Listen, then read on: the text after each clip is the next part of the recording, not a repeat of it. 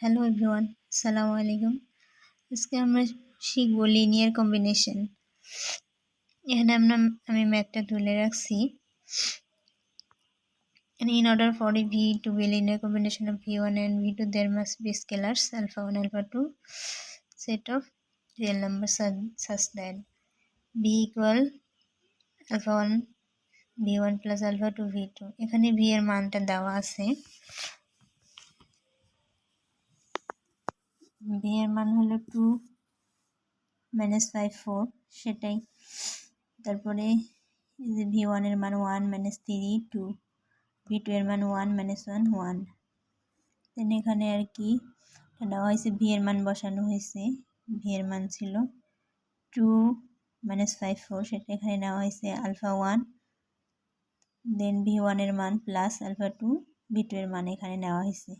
এখানে এটাই থাকলো, এগুলোকে গুণ করা হয়েছে। আলফা 1 এর সাথে এটা গুণ করলে আলফা 1 হয় minus 3 alpha 1 plus 2 alpha 1 plus 2 alpha 2 minus alpha 2 plus alpha 2।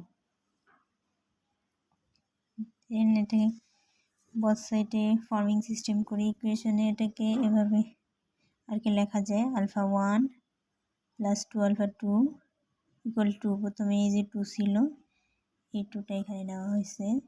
Than minus 3 alpha 1 minus alpha 2, এই যে এটা। দেন এখানে কি ছিল, -5 ছিল, -5টা এখানে নেওয়া হয়েছে। 2 আলফা 1 প্লাস আলফা 2 ইকুয়াল 4, এখানে 4 এখানে এটা নেওয়া হয়েছে। কি সালন ফর্মে নেওয়া হয়েছে, এটাকে সালন ফর্মে নিয়ে এটাকে আর কি শর্ট করতে হবে।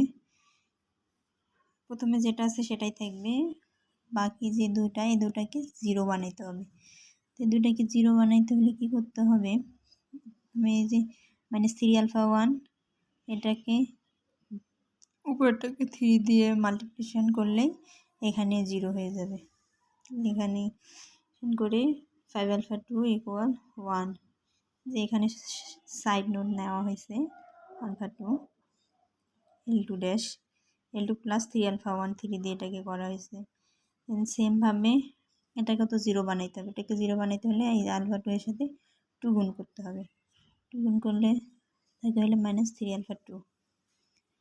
এখানে আলফার মান পাইলাম দুইটা, একটা হলো alpha 2 equal 0, alpha 2 equal 1/5, which is inconsistent. Hence, V cannot be expressed as a linear combination of V1 and V2.